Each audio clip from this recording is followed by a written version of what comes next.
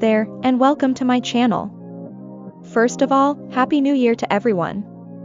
This is my first video of the year, so I just wanted to thank you for all of the support that you gave me during 2022, and I hope I can continue to give you new content that you like in 2023, and to start the new year well, I decided to make a video about a topic I wanted to touch on for a long while, and that is RBW's questionable choices that affected not only the agency but also its groups.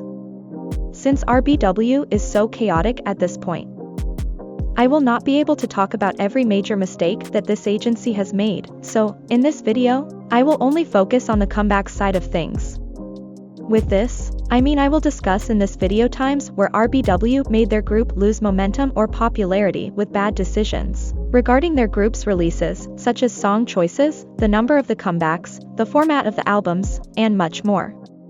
In the situations I'm about to mention, RBW lost really good opportunities to make their groups bigger and to make the company more valuable.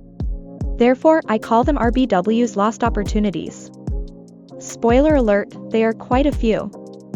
Things as non-comeback related promotions, controversies regarding their artists, or other bad business decisions will not be discussed for now, but maybe I'll do a video on them later. Enough of explaining, I think you'll get what I mean when I start the video.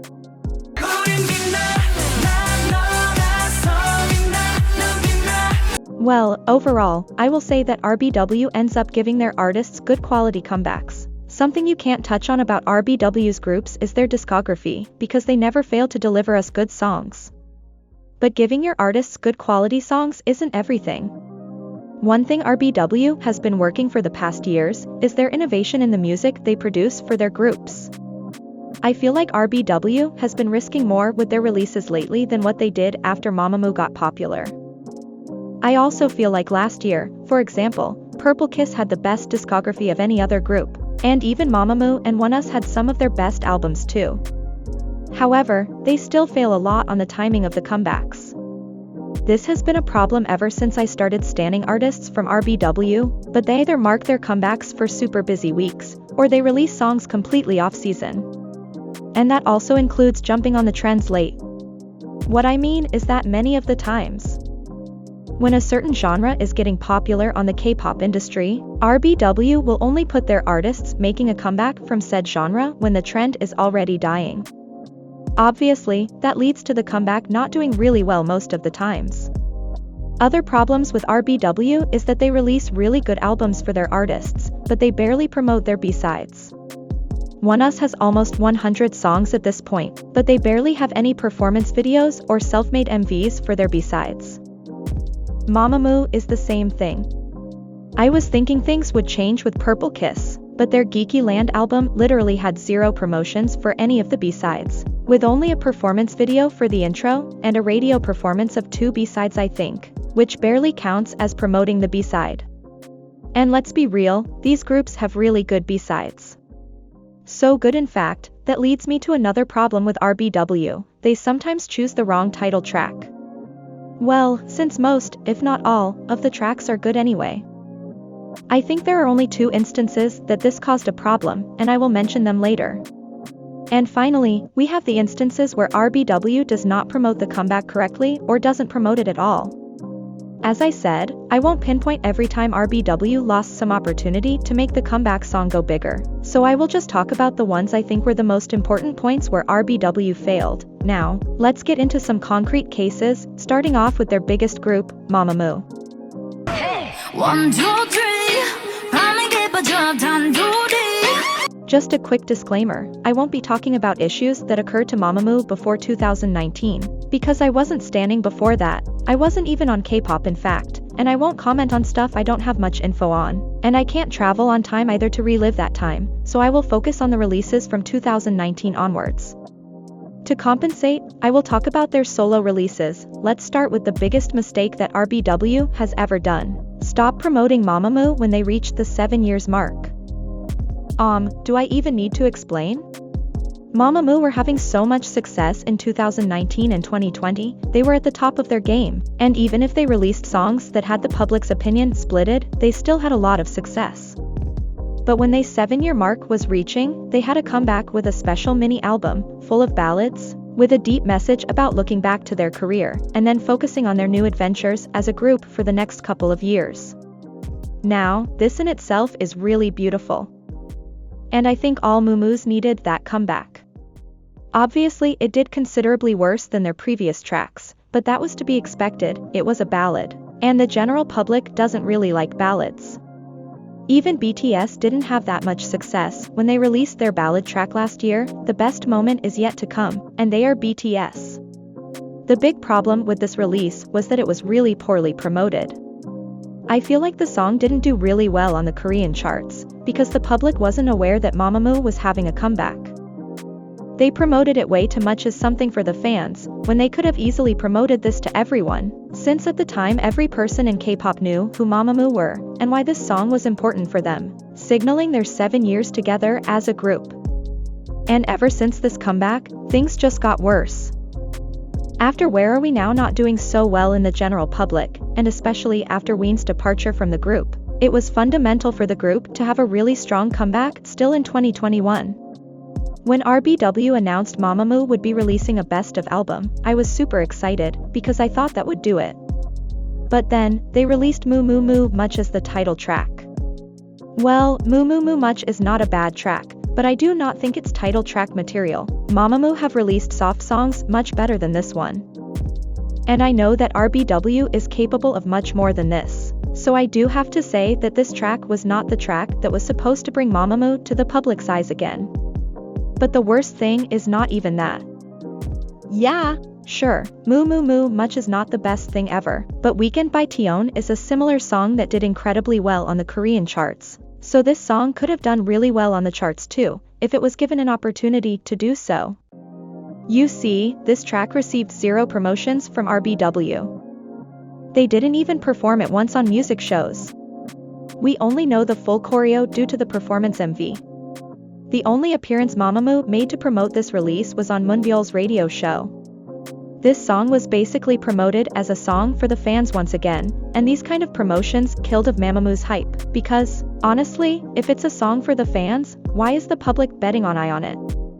In such an important release, RBW was able to make things worse and make Mamamoo lose even more hype. And let's not talk about how they didn't even bother producing enough albums for the comeback, directly sabotaging the girls' sales. And if you thought RBW couldn't aggravate the situation even further, well, you're wrong, because they did. Right after their Mamamoo comeback in September, Wasa released her very awaited solo comeback after the massive hit that Maria was. Everyone was excited to see how this release would be, and was a great opportunity to bring Mamamoo to the spotlight once again, via Wasa. And what RBW did? They made Wasa release a rushed album with little to no promotions. After such a successful comeback, making Wasa release a single album was really weird. Although I Maybe is a great track, and I honestly think it was really underrated, I can't shake the feeling that this wasn't what Wasa wanted to show us. Maria was such a personal song for Wasa, and everything about that comeback was thought to the detail. I Maybe sounds a bit more generic, and doesn't have such a strong aura as her other 2 releases. And that with the lack of promotions from RBW made this comeback have really low results. Comparing to Maria or Twit, it still did better than the other 2 Mamamoo releases of the year though, and that just shows that this song really had more potential, if RBW just took some time to invest in this comeback. Obviously, the fact that I Maybe did poorly compared to Maria just aggravated the public idea of an outdated Mamamoo, a group that has already showed us everything, and that is now degrading, like that would be possible with the Queens. Right after, in January of 2022, Moonbyul had her comeback, which did better than her last release, but it was still far off from the success it could have had if it was well promoted. Moonbyul barely promoted Lunatic on any shows, and the fact that it was 3 days after Ween's first comeback under her new agency just made things worse. In the end, Lunatic ended up being a song with mediocre results from the public, and it wasn't able to relight the attention from the general public, however. For some reason, like a miracle, Solar had her first solo comeback 2 months later, in March 2022, and it was actually well promoted. Like, I don't know what happened, if RBW woke up that day in a good mood or whatever, but Honey did quite well, especially considering that Solar is the member with least number of solo stands, and that Mamamoo's attention from the general public was critically low.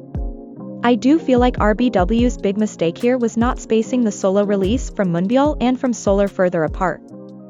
Because I do feel like the fandom was a bit saturated with releases at that point, and that affected their support to the comeback. It was Mamamoo's 5th release in 6 months, and as I said, Solar couldn't really count with the support of her solo stans, because, for some odd reason, comparing to the other members, they are really a few.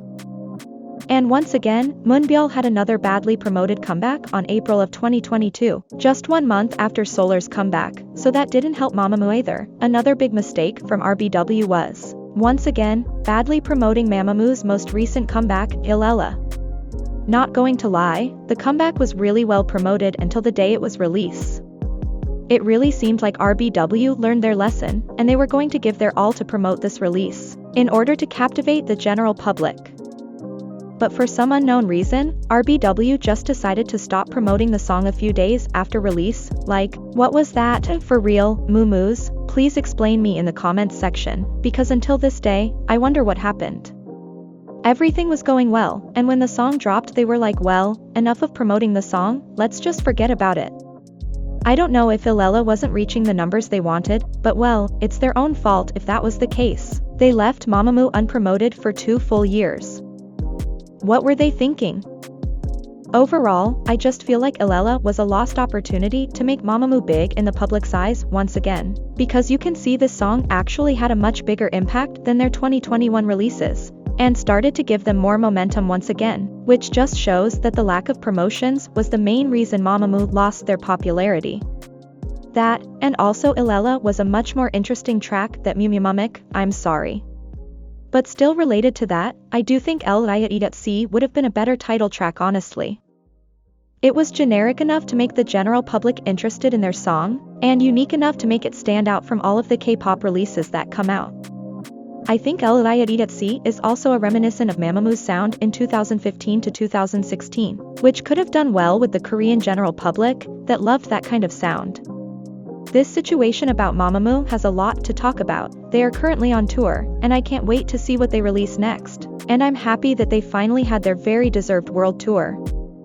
Which is not being well managed by RBW, but whatever, people are getting to see Mamamoo, and that's what matters.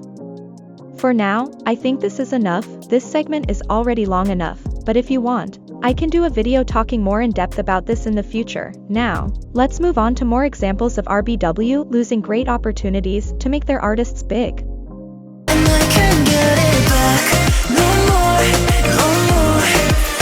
I will start this segment by saying that with Oneus they actually did a pretty good job with most their comebacks, I feel like. And that's why Oneus were able to distinguish themselves from all of these 4th-gen boy groups. But I will say it right now, they could be much bigger. There were 2 big mistakes that RBW made, and that costed Oneus a lot of popularity and momentum. Let's start with the first one, and that was the lived era in itself.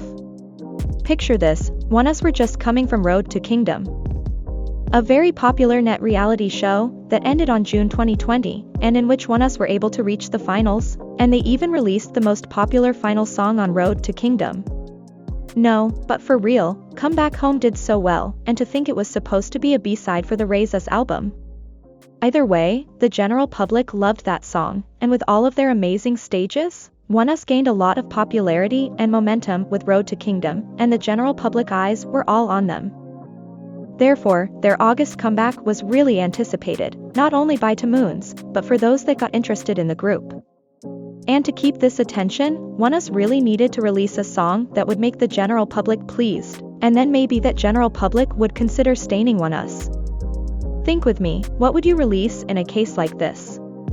Maybe a song that follows a bit the trend, while still adding some unique charms of the group to please the former fanbase, right? Then, on August 19th, Oneus released To Be or Not to Be, a kind of gothic, dramatic song that fits the twisted concept that I mention on my video passing on the card right now, in which basically the song has some really intense sounds, full of despair, filled with dreamy and ethereal sounds, and mix them together in one chorus. Other examples of songs like this are TXT's Can't You See Me and Eternally. Now, To Be or Not to Be is a great song. It was even my second favorite song of 2020. I absolutely enjoyed this release. But this song is far from what the general public appreciates. To Be or Not to Be is a song of a really niche genre that mainly appeases to a small portion of the public, which would be a great release to make you stand as an artist in any other situation, but not this one. This release needed to be something that would appease to a big audience, and that would make all of those people that had an eye on Oneus be interested in the group and come back. And that's not what happened. In this comeback, you could actually see it got a good amount of attention at the beginning. It broke a lot of records. For example, To Be or Not to Be was their first comeback to surpass the 1M mark in 24 hours, and the number of likes on the MV was astounding. I think many people don't acknowledge it, but To Be or Not to Be currently has more likes than all of Oneus' most recent hits, like Luna and Same Scent, and the number of likes in 24 hours for this comeback was much bigger than those for Luna and Same Scent. And we all know the number of likes is a good indicator of how many people are following the comeback. So, yeah, this comeback had a big public behind it, more than what Oneus have now. But was RBW able to turn that interest from the general public into fans? Well, not with this comeback. Fortunately, RBW understood the assignment next comeback, and on January 2021, with their Devil album, Oneus released No Diggity, which was a noisy song, more 4th gen sounding, but still with a bit of touch of Oneus charms in the pre-chorus. And guess what? It was one of Oneus' biggest comebacks. They broke a bunch of records and gained a lot of fans. This shows that, with this release, they were able to capture the attention of the general public. Now, imagine if No Diggity was released in August 2020. Instead of To Be or Not to Be, where the general public's attention to Oneus was at its highest, and the noisy song trend was much newer. Like, for real, I think this could have been Oneus' big breakthrough in the industry. It's kind of sad that RBW didn't think of that before, but well, there's nothing that can be done now. There are also other indicators of what I've just said, like their album sales, but I think I've made my point clear, and this section is already very long, and I still have other situation I wanted to talk about. The other opportunity that RBW lost with Oneus was with their first comeback after Luna. We all know that Luna era was iconic for a bunch of reasons. One of them was because they were able to have their first music show win with this comeback. And along with that, they also had a lot of new public that had their eyes on them, but this time for different reasons than the last situation. This time around, people were interested in them due to the uniqueness of Luna. People were genuinely curious to see what kind of song they would release after Luna. Because Luna was such a breath of fresh air from what the industry has been releasing lately. So this time around, Oneus should have released something that would appease to that public, and honestly, just something they have been normally releasing, showing their aura as a group. But they ended up coming back with Bring It On, which was another 4th gen boy group noisy song. Let me make clear that Bring It On does bring Oneus' own charms to the noisy genre, and that the circus aesthetics of the song do give it a bit of uniqueness in this genre. But the end of the day, it was another 4th gen boy group noisy song, in the already saturated of these songs industry. Let's not forget that, while No Diggity was released in January 2021, when the noisy genre was at its late peak, at May 2022, people were saturated of that genre. You can just see K-pop opinions of 2022, and everyone will complain about that. Also, I feel like Bring It On is their weakest title track in general, still an amazing track though, and I think all of this made Oneus lose the momentum they had after Luna honestly. If they released something like Same Scent right from the get-go, I think they could have started the year much better. This is why their sales went up a lot in Trickster era, but in Malice era they stayed the same, which means they gained practically no fans during Trickster era. I think these are the two main mistakes RBW made with Oneus, and I honestly think these affected their career a lot, and they could be much bigger now if RBW started taking these kind of factors in consideration when thinking which kind of song they should put out for their artists. Now, let's move on to the next group, the one that has like zero support from RBW, Onewe.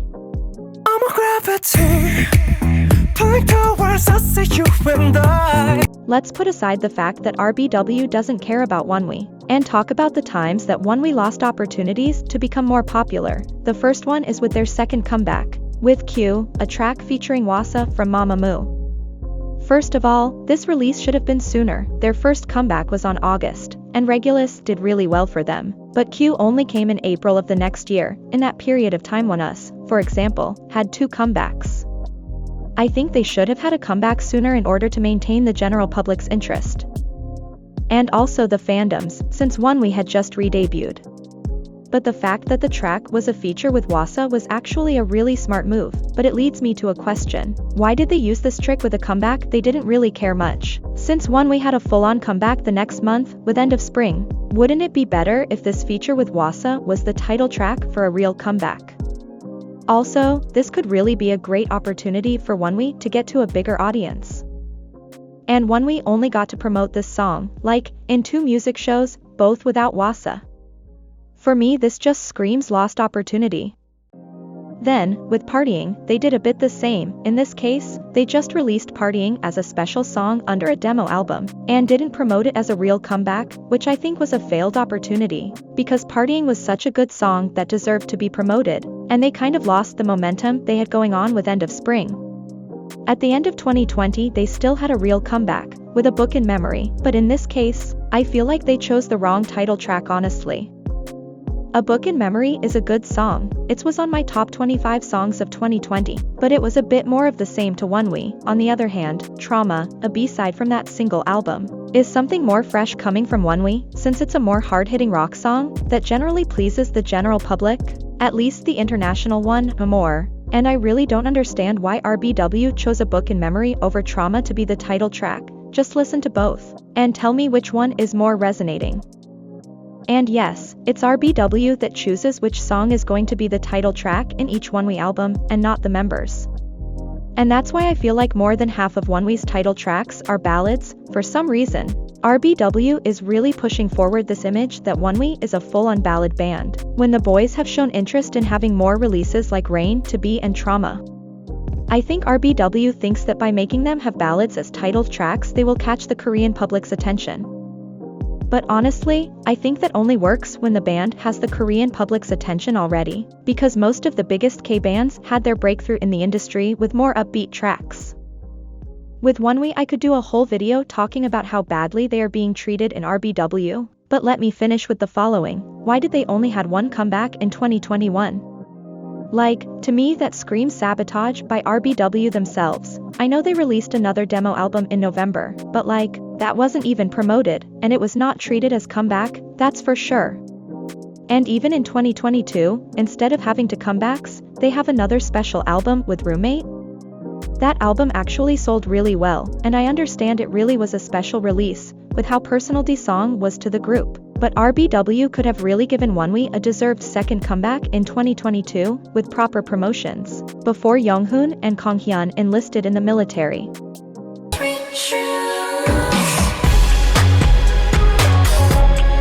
With Purple Kiss the problem started right off with the debut honestly, but this time around RBW isn't guilty of that. Originally, Purple Kiss were supposed to debut around September/October 2020, but Swan had to go on hiatus, and because of that they had to postpone the debut, releasing instead a pre-debut single in November 2020, and another one in February 2021. Now, as I said, RBW isn't at fault for this happening, and they made the right decision by prioritizing Swan's health, but I really wanted to talk about this sometime. So why not share this now? Can you imagine the impact they would have had if they debuted in September 2020? Everyone knows that 2020 was a really poor year for K-pop as whole, but the debuts of that year were really disappointing, since there weren't many big groups debuting, and the small groups weren't also that good. The only debuts that got a lot of attention for the girl groups were by the end of the year, with Stacy and aespa, which debuted after September 2020. So now, think about the impact that Purple Kiss debut had in 2021. And put it in a year where people were searching for a new group to shine that year. For me, it sounds like the perfect recipe for a very successful debut, more than what they had for Ponzona. They could also have won Rookie of the Year at Mama 2020, like, imagine how good that would be. The group that won it was Weekly, and their debut was at the same level of popularity as Ponzona, so I do think Purple Kiss had a good chance at winning that award. But well, enough of this, let's talk about the real mistakes that RBW committed. I think the biggest mistake with Purple Kiss comebacks was with the time they took to have their first comeback. Purple Kiss had a great start with Ponzona, everyone was talking about Purple Kiss at that point, and they were seen as a really promising group. And this hype stayed for around 3 months, and then, it started to die down. Why did it started to die down? Well, it's just K-pop doing its thing. There are always new groups debuting, and people's attention just got diverted away to other groups when they started getting over Punzona. So this is why I think it was really important for Purple Kiss to have a quick comeback, in order to maintain that attention from the general public and momentum, and therefore their first comeback should have been around July, 4 months after their debut, instead in September. You may say that these 2 months of difference wouldn't make a difference, but I beg to disagree, since their popularity started to die down really quickly when it started, so these 2 months difference would really make the difference. Others will say it would be hard to have a comeback only 4 months after the debut, but I have to disagree as well. This is something quite common for the rookie groups, and we don't need to look much further than the boy group from their agency, Oneus. Oneus debuted in January 2019, and in May 2019, only 4 months after their debut, Oneus had their first comeback, with their second mini-album. Not only that, Moons only had to wait 4 more months for their second comeback with their third mini-album. And in between these 2 releases, they were also able to make their Japanese debut with their first Japanese single album, in August 2020. And even after all that, still in their debut year, Oneus had their first Japanese comeback, with their first Japanese mini-album in December 2019. 3 months after their comeback with Lit in September of said year. So, yeah, Oneus were really busy in their debut year, but all of this hard work paid off, because they were able to maintain the general public's interest throughout the whole year. Now, look at Purple Kiss. During their first year as a group, they released 2 mini-albums, half of what Oneus released. Now, Purple Kiss didn't need such a busy as Oneus, but I think they really needed that first comeback to be sooner, and not in September. At the same time, Zombie wasn't a really suitable track to be released in early September. It should have released closer to the Halloween, but this wasn't that big of a deal breaker, I believe. Then, with their second comeback, I think RBW risked a bit too much with the release of Mamamoo, especially considering that Zombie didn't do the numbers everyone was expecting it would. Now, let me elaborate this further. I do think Mamamoo was a good track, and it's totally title track material, and it had to be released in that time if we're to be a successful track, due to the popularity of tracks such as Savage by aespa. But Pretty Psycho been in the same album as a B-side doesn't sit right with me. Pretty Psycho deserved to be a title track, and we know they had the song prepared already before, around the time of their first comeback. I know many will say that RBW only made a full version of their intro, Freaky Perky, and that Pretty Psycho wasn't a thing at the time, but I have to disagree. If RBW didn't have plans to release a full version of Freaky Perky since the beginning, why is this intro their only intro to not be included in an album? RBW knew the song was good, they just wanted to tease it in their first comeback. Now, what would be my suggestion for all of this? Why not having Pretty Psycho has their first comeback in July, and then they released Zombie has their second comeback in October, and then Mamamoo could come out has a third comeback in March. I think this lineup of releases could be possible if RBW wanted, and I think it would have been much better for Purple Kiss.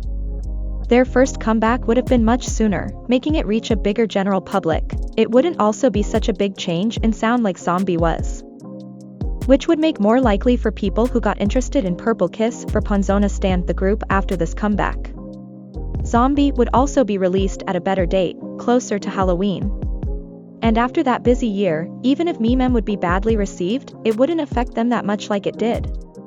And I don't know, I just feel like if Purple Kiss were more popular, Mamamoo would have done much better, since it would probably reach the general public that usually likes this kind of songs, instead of the public that keeps up with smaller releases in K-pop, that has seen these kinds of aesthetic sounds done over and over again. Another mistake that RBW did was releasing Nerdy in July. Like, what were they thinking?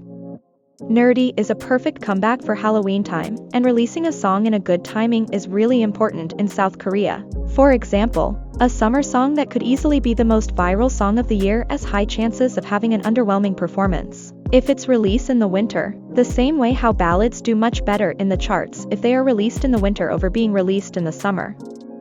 I feel like RBW made them release Nerdy in July just because Purple Kiss couldn't afford to wait until September or October to have a comeback due to how poorly received Mamamoo was, which is understandable, but they could have made them have a comeback with another type of song and save Nerdy for later, I guess. The whole Geeky Land album screams autumn vibes if you ask me, with the exception of Summer Rain. That is the only summerish song on the album. But well, I couldn't end this segment without mentioning that Purple Kiss are having a comeback on February 15th. It's almost about time, and the teasers for the MV have come out, and I must say, Sweet Juice, the title track of their 5th mini album, sounds so good. And this seems like it's going to be their highest budget MV to date, so I'm really excited. Is RBW finally promoting Purple Kiss properly? Let's hope so. Don't forget to check out Sweet Juice when it comes out.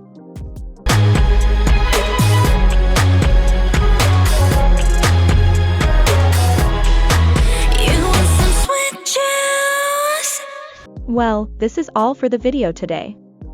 As I said in the beginning of the video, there's a lot more I could talk about RBW mismanaging their artists, but I decided to focus on the comeback-wise mismanagement for this video.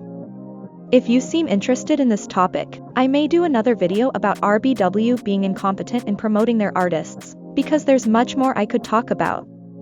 Thank you so much for watching, and I hope you enjoyed this video. I really wanted to start this year with one of my video essays. Now, look forward to my future videos, and I hope you all have a really great 2023. See you in the next video.